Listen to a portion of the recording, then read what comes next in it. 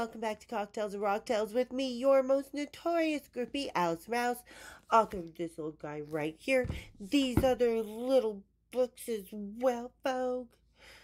Anyway, where you can get all that is down in the description, so go down, fiddle about, hit that link tree, and come see me.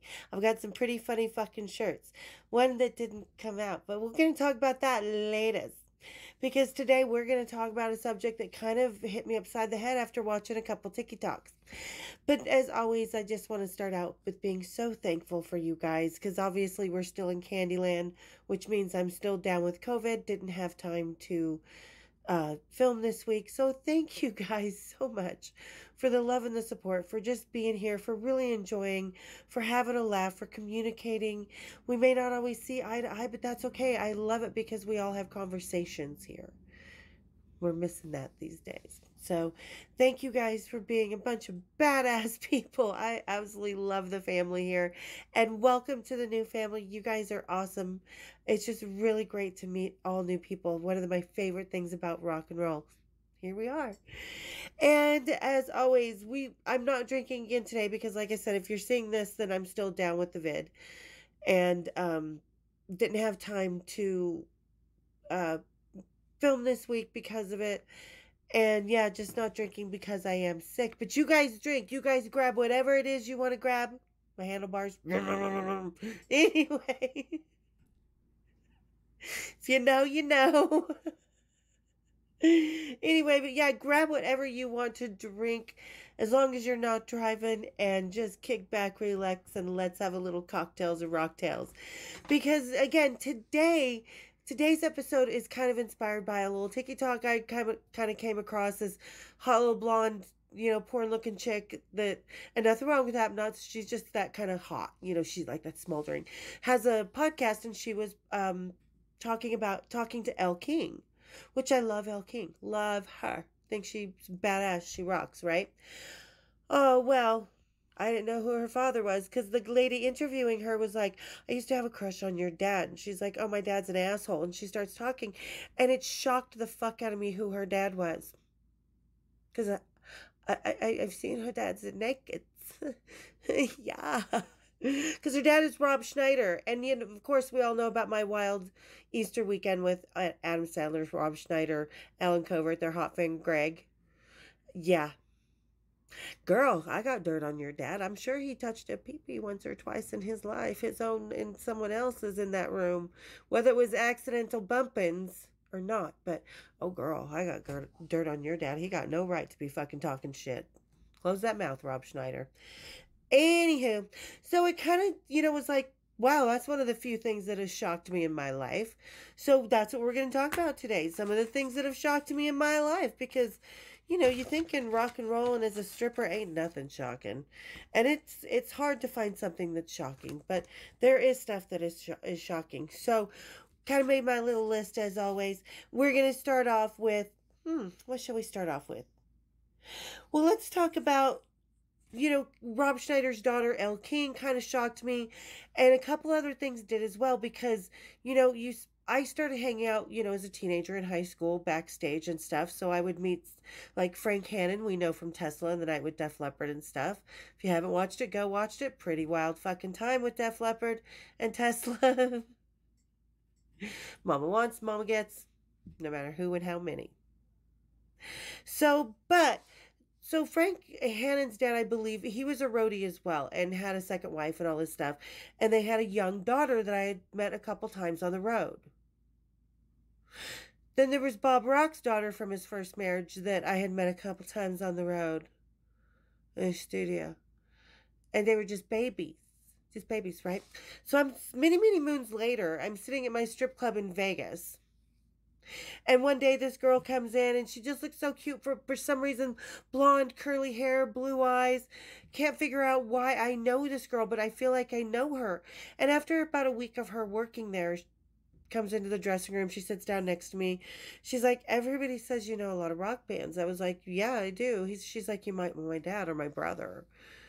And I was like, well, who's your dad? She's like, I'm like, oh yeah, I know who. So wait a minute, who's your brother? Frank Hannon from Tesla. Yeah, I fucked her brother. And then sometime later, like a few months later, and she left after a couple months. I believe she got in a car wreck, sadly, because she was so worried that I was going to tell her brother. I was like, oh, no, don't worry. I haven't talked to your brother in years and years and years. So she got in a car wreck, I believe. Was it her? Bob Rockstar. Oh, I just gave away the second person. So, yeah, sitting there one day, a few months later, girl sitting there, dressing room. She comes in, she auditions. She's like, "You're really good on stage." She's like, "I'm afraid to go on there." Blah blah blah blah blah. She starts talking. We're just having a chat. She's like, "Oh, my dad's a producer for, he's produced Metallica and stuff." I'm like, "What's your dad's name?" Bob Rock. So here I am, both of these girls dancing with, I had met when they were children, and I was, 17, 18, hanging out with their dads or brothers. So that was kind of a shocker because it makes you feel old, but then you're like, no, I'm not old. I age well. So, okay. That's kind of an easy one, though. Kind of, I think we all kind of get shocked at our age and how time flies, and that was kind of that's just a normal life shocker, right? A not normal life shocker, one of them, Eric Carr's dick. It's huge. If you guys have not watched the first Eric Carr episode, it was when I was still going by Backstage Bimbo TV. Go check it out. One of the very first, 5 episodes. But, yeah, when you're first starting out as a groupie and you're first getting sexual experiences, and something of that, like the size of a fucking giant U-boat comes at you, it's like a submarine just fucking tearing through the air like the water. Oh, no, what is, huh?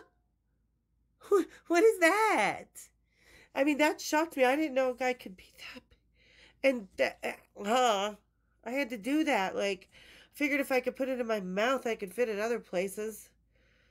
Reason I got stretch marks on my lips. Their car.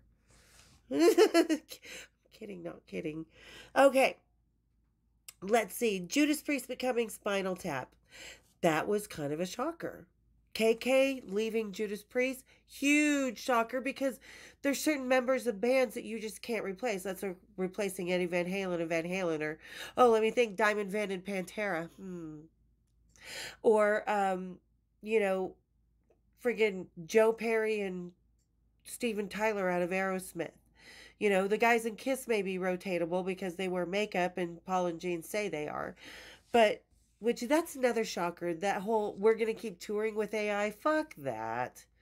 That's not what concerts are about. Concerts are about a good time, about hanging out backstage, connecting with human beings, listening to the music, not watching some fucking AI goddamn Disneyland ride. But yeah, Judas Priest becoming Spinal Tap. I think it was a shocker that Glenn got Parkinson's. Not that much to me because certain things before had kind of reared their ugly head that I had seen previously. But the fact that they became Spinal Tap and just tossed some guy up there, balding soccer dad, to take Glenn's place, and some dude actually I think he's married to Steve. He's married to someone's daughter, one of the guitar players. Oh, George Lynch's daughter. He's married to George Lynch's daughter, the other guitar player that took over KK's spot, because that was a real shock. Judas Priest is still going and there's no KK? Are you fucking high? And it was kind of a shock that Glenn is the stupid controlling dick that he is. So that was a shock. Anybody else thinks that Judas Priest right now is kind of a shock? I do. So yeah, I think kind of Judas Priest becoming Spinal Tap, do we really even recognize him? I think the trend of getting rock bands back together, it's like Vincent Paul said that one time. You can't put a band back together. Reunion is the original band coming together. Otherwise, it's just a tribute band.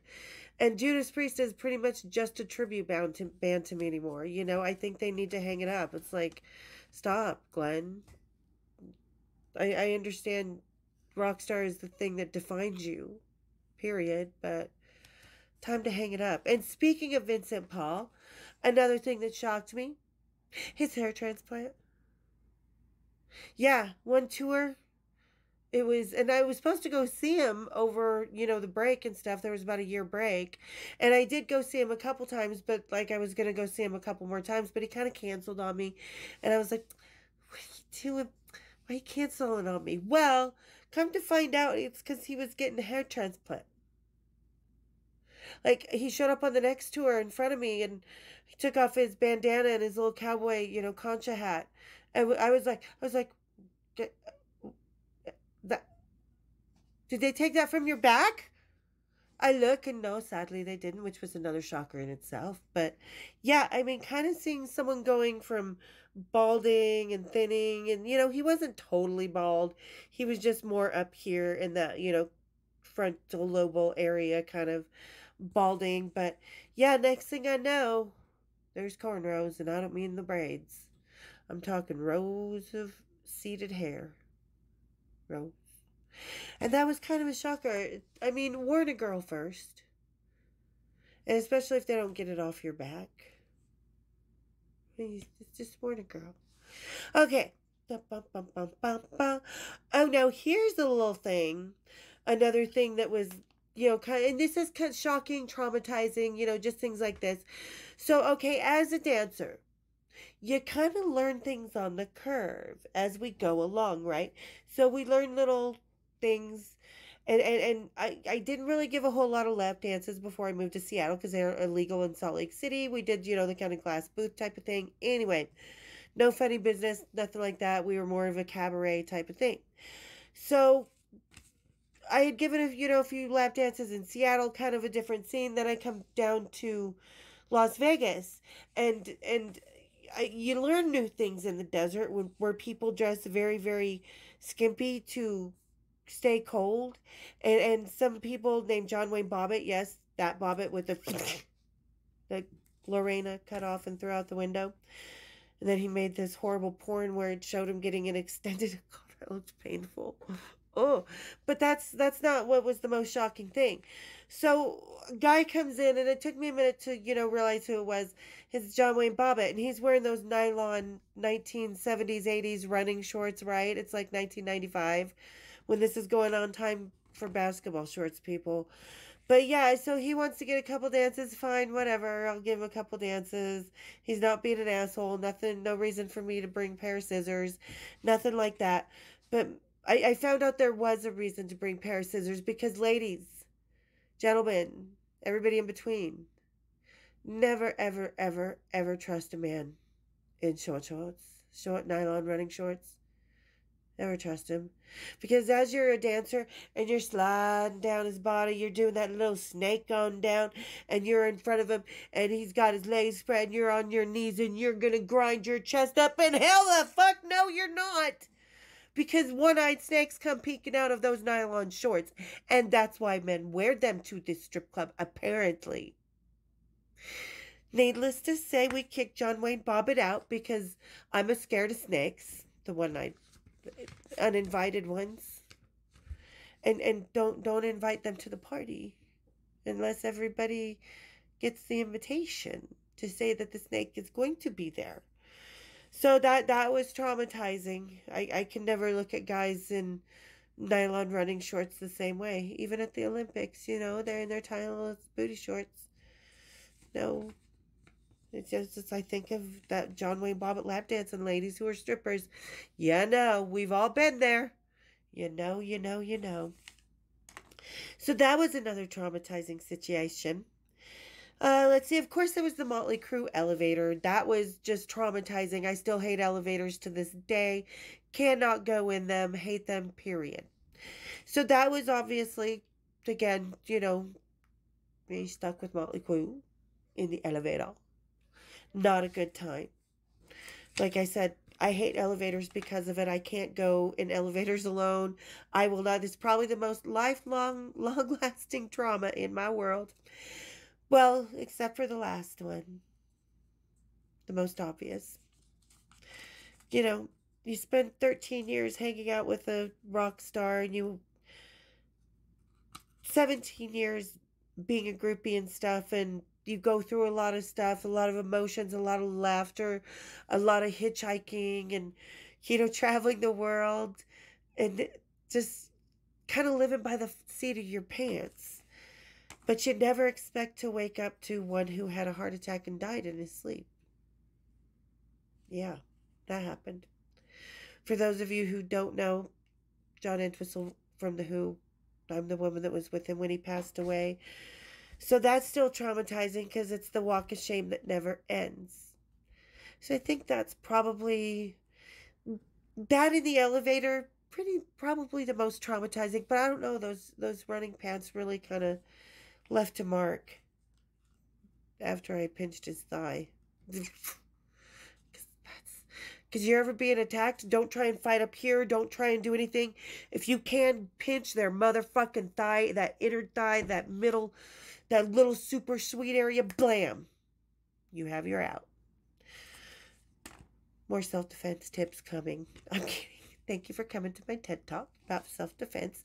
But yeah, so I think that was probably the most traumatizing, of course, because it broke my heart. Him and Vin, I mean, because I was with John, it broke my heart in so many ways, because you do care about your lover of 13 years. He cared about me, I cared about him. You know, was it conventional what everybody thinks it should have been? No. But, yeah. And I do think losing Vincent Paul, that was kind of shocking, because you never have the time to make everything fully right again, do you? So, all right, there you guys go. There's my trauma. Tell me yours. What's happened in your life that you can kind of laugh about, but at the same time, I mean, let's face it, there's serious, real traumas. And for those who have been through stuff like that, my heart is with you. My love, my heart, my strength, I give to you. Never be afraid to move forward and never be afraid to talk about it. But these are just kind of silly little shaka, like, what the fuck? Like, Eric, where'd you buy that thing? Did you want to put it where? Oh, I'm not sure about that. We'll do a little exercise and see if I can stretch out, do a little yoga. Goddess pose. Anyway, so there's the little funny, silly things that have kind of traumatized my life in all weird little ways. And as always, thank you to everybody who's made it to the end of the episode. Like I said, tell me your giggles down below in those comments. I love hearing your stories. So, yeah, tell me more. And as always, like I said, thank you so much to everybody who made it to the end of the video. Thank you to everybody who's so badass here, every single one of you. And if you're just hanging out, just sort of wandering by, sit and stay for a while. Hit that subscribe, hit the share, hit my bells, and become part of the family here on Cocktails and Rocktails. Cheers, big ears.